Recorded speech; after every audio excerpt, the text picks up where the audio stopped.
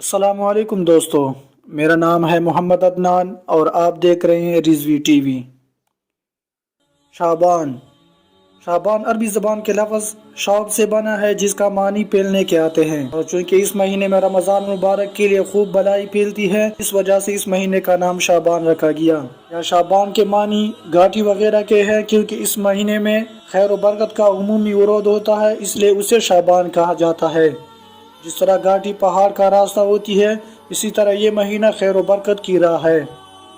शाबान इस्लामी calendar का 8वां महीना है, जो रजब मुरज्जब और रमज़ान मुबारक के दरमियान आता है। हज़रत शेख सईद अब्दुल कादिर जिलानी रज़ियल्लाहु ताला अन्हु गुनियतुत तालिबीन में शाबान के बारे में इरशाद फरमाते हैं, दिन तो तीन है, एक कल जो गुजर गया, दूसरा आज जो काम करने का दिन है, और तीसरा कल आने वाला और ये उम्मीद का दिन है। बस मालूम नहीं है कि कल आइंदा को सलामत रहे या न रहे, इसलिए कि कल का दिन गुज़िश्ता नसीहत व इबरत का दिन है और आज का दिन गनीमत है, और कल आइंदा का दिन पुरखतर है, आया कल पहुँचे या ना पहुँचे। इसी तरह महीने तीन हैं, रजबुल मुरज्जब, शाबानुल मुअज़्ज़म और रमज़ान मुबारक। रजबुल मुरज्जब शरीफ तो गुजर गया और फिर न आएगा, और रमज़ान मुबारक का इंतज़ार कर, मालूम नहीं कि उसके आने तक जिंदा रहे या ना रहे।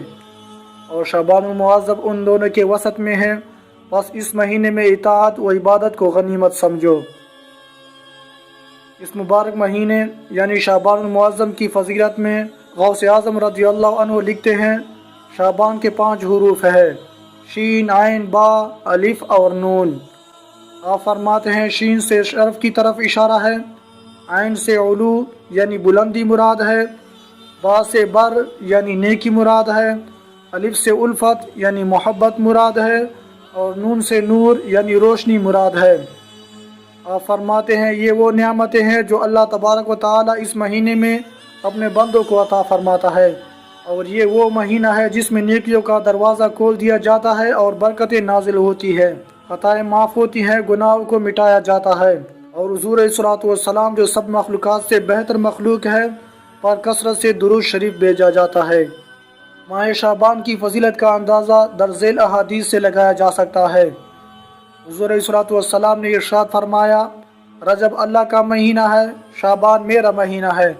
और रमज़ान मेरी उम्मत का महीना है। मज़ीद फरमाया, शाबान मेरा महीना है और गुनाहों को दूर करने वाला है।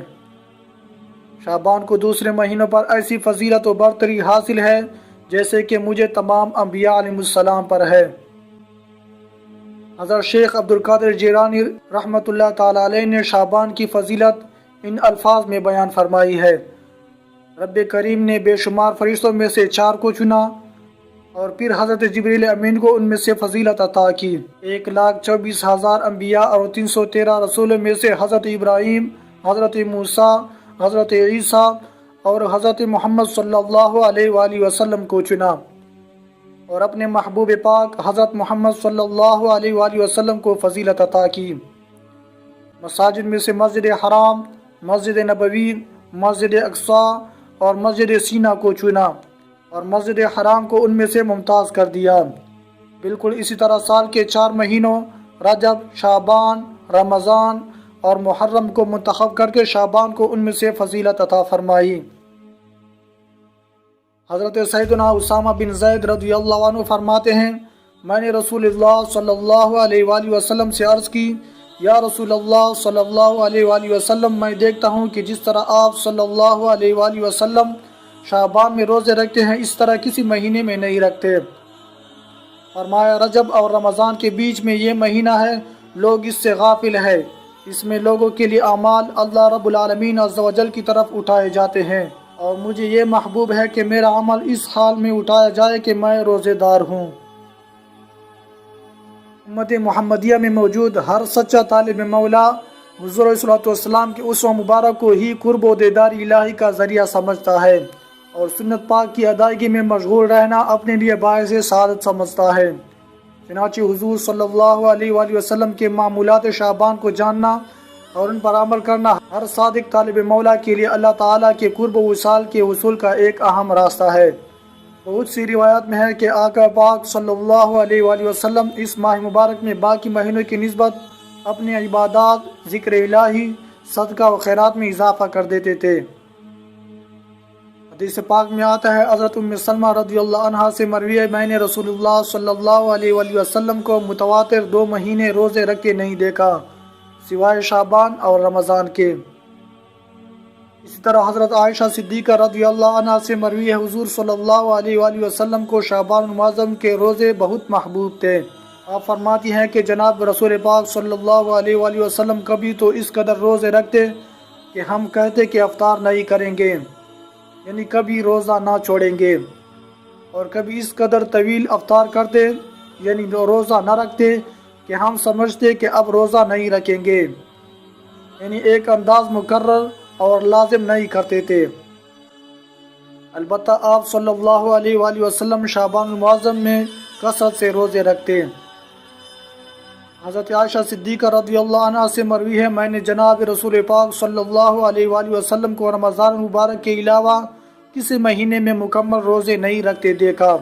اور شعبان سے زیادہ کسی مہینے میں روزے رکھتے نہیں دیکھا، یعنی جناب رسول پاک صلی اللہ علیہ وآلہ وسلم رمضان مبارک کے علاوہ شعبان المعظم کے مہینے میں سب سے زیادہ روزوں کا اہتمام کرتے تھے۔ شعبان المعظم کی 15ویں رات یعنی شب برات جہنم کے عذاب سے چھٹکارا پانے کی رات ہے کہ اس رات میں اللہ پاک اپنی خاص رحمتیں اور برکتیں نازل فرماتا ہے، مغفرت طلب کرنے والوں کی بخشش فرماتا ہے، روزی مانگنے والوں کو رزق دیتا ہے، اور مصیبت زدوں کی مصیبتیں دور فرماتا ہے۔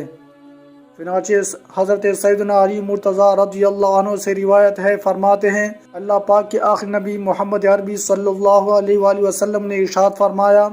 جب شعبان المعظم کی 15ویں رات یعنی شب برات آئے تو اس میں قیام یعنی عبادت کرو، دن میں روزے رکھو،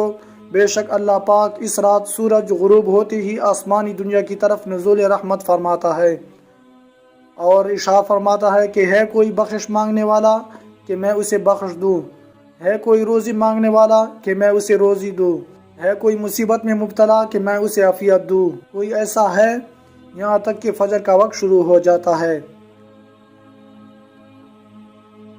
شب برات بلائیوں والی رات ہے کہ اس رات میں اللہ پاک بلائی کے دروازے کھول دیتا ہے، اس رات میں دعائیں قبول ہوتی ہے، مرنے والوں کے نام، لوگوں کا رزق اور اس سال حج کرنے والوں کے نام لکھے جاتے ہیں۔ اس رات میں اعمال نامے تبدیل ہوتے ہیں، نہ جانے کس کے بارے میں کیا لکھ دیا جائے، لہٰذا اس نازک رات کو ہمیں یہ گناہوں اور غفلت میں گزارنے کے بجائے توبہ و استغفار کرتے ہوئے عبادت میں گزارنا چاہیے، کہ اس رات کو جاگ کر عبادت کرنے والوں کا دل زندہ رہے گا، جیسے کہ نبی کریم صلی اللہ علیہ وآلہ وسلم نے ارشاد فرمایا، جس نے عیدین یعنی عید الفطر اور عید الاضحیٰ کی چاند رات اور شعبان معظم کی 15ویں رات یعنی شب برات عبادت میں جا کر گزاری، اس دن اس کا دل نہیں مرے گا جس دن لوگوں کے دل مر جائیں گے۔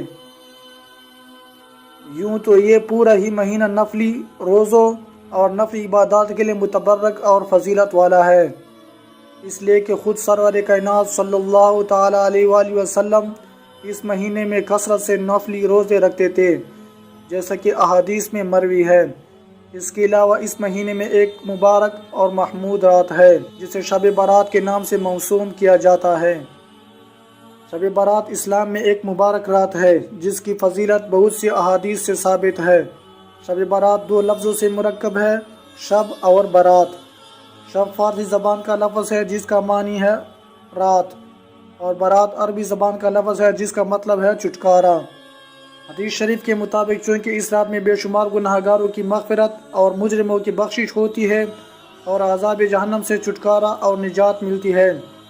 اس لیے عرف میں اس رات کا نام شب برات مشہور ہو گیا۔ البتہ حدیث شریف میں اس رات کا کوئی مخصوص نام نہیں آیا، بلکہ لیلۃ النصف من شعبان یعنی شعبان کی درمیانی شب کہہ کر اس کی فضیلت بیان کی گئی۔